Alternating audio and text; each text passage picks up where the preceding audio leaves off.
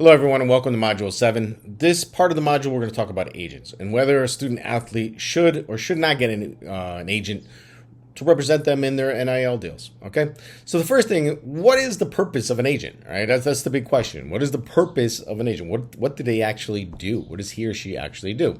So, in essence, they are the link between the athlete and any other party that request that individual services. And that service could be for a number of things, right? That could be to represent them in their contract negotiations, which isn't part of NIL, right? But it could be, right? It could be a contract for an NIL deal, but not an employment contract, right? That's different.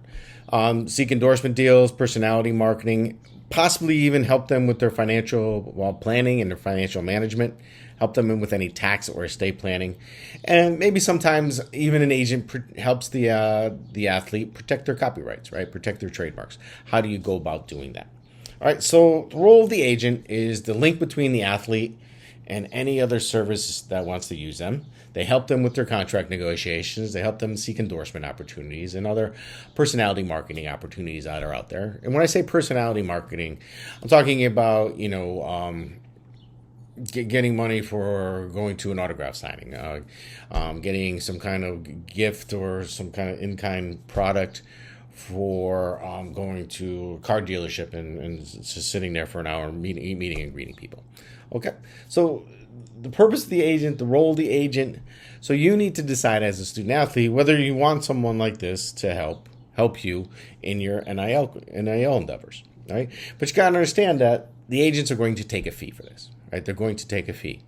They're going to take some money. And in NIL deals, it's anywhere between 10 and 20%, more likely, or 15%. But they're going to take a chunk of that cash that you receive. Okay, so in that context, though, you have to understand that an agent has what they call a fiduciary duty.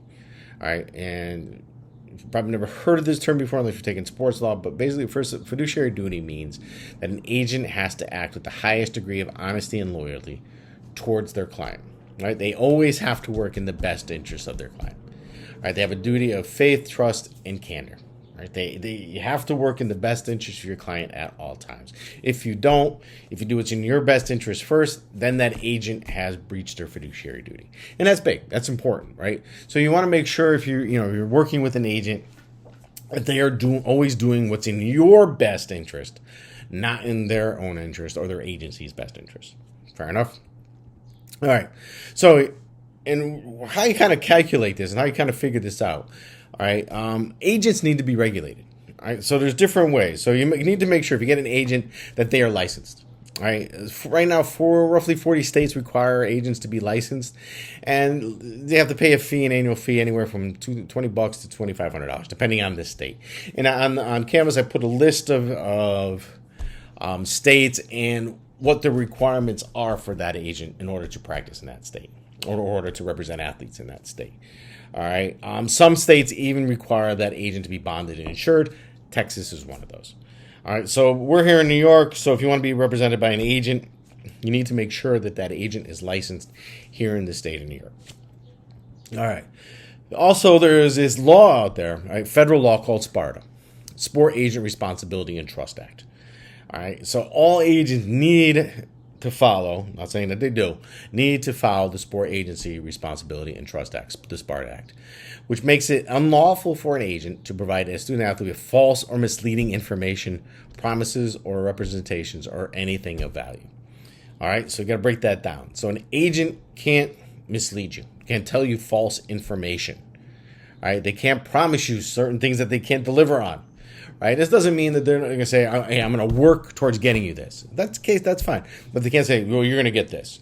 I promise you, you're going to get this. Hey, you can't do that because you can't make promises like that. And they can't give you anything of value for you to sign with them. Okay? You can't give you a watch, a car, something like that in exchange for you signing with that agency. That's totally against the act there. All right? So some current trends I'm seeing in agents with regards to this NIL. You need to decide whether you want to work with a small agency or a large agency. And there's benefits to both, right? Some of the large agencies out there, CAA, Octagon, IMG, they represent a lot of athletes. They have a lot of in-house stuff. But, it's it's good. That's good, but there's some bad because you may not be working with the same agent all the time, or they may assign you to an agent, that kind of thing. Smaller agencies, you're pretty much working with that agent one on one. Okay, fair enough. And also, sometimes players have chosen not to work with an agent. Right? They said, no, I don't want to work with an agent, but instead they hire an attorney instead. Right? An attorney to do their contract negotiations on their behalf. And the difference with this is an agent's going to take a percentage, right? 15%. The attorney, they'll negotiate your deal. They'll work on an hourly basis or a flat fee, and that's all you pay them. All right? So they're not going to take 15%. But they may charge you $300 an hour to negotiate the deal. May only take them for 3 hours. Okay, so that's we're talking roughly $1,000, a little less than $1,000. You gotta balance these two things. I mean, if you're getting a big deal that's worth $500,000, that agent's gonna take 15%. That's $75,000, right? That's a lot of money. You may want to pay an attorney instead to negotiate that deal. It may only cost you $3,000 or $4,000. Okay, so something you may want to think about. All right, for it's an attorney to act as basically your agent. They must be barred and be a member of good standing in the state. So you want to check, make sure that that's true. And this means they need to be barred where the student athlete is or where the contract is to be signed. Okay, so that's so we're in New York, so you need to make sure that that an agent or that attorney agent is barred in New York City, or in New York State, or if you're working with Nike and they're out in Oregon, well then maybe you need an attorney out there who's barred in Oregon because that's where the contract may be validated. Okay, so just things you need to think about. All right, so for this deliverable, all right, so I wanted to do something interesting.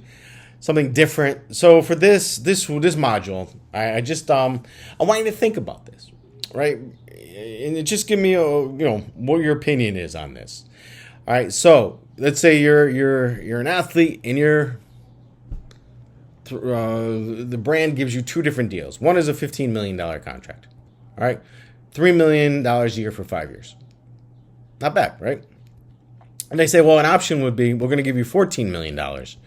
We're going to give you $4 million up front and $2 million a year for the next 5 years. All right, so what I want you to do on this deliverable is just tell me which deal is better for you as a student athlete. Is it deal A or deal B? And then why? Okay, and then why? So if you say it's deal A, well, it's deal A, professor, because of this reason. Or is it deal B? Well, it's deal B because of this reason. And that's your deliverable. Just a little write-up, put it up on the Dropbox, and we'll go from there. All right. Any questions, comments, criticisms, please feel free to reach out to me, text, call, email, whatever it is. We'll talk to you soon. Take care.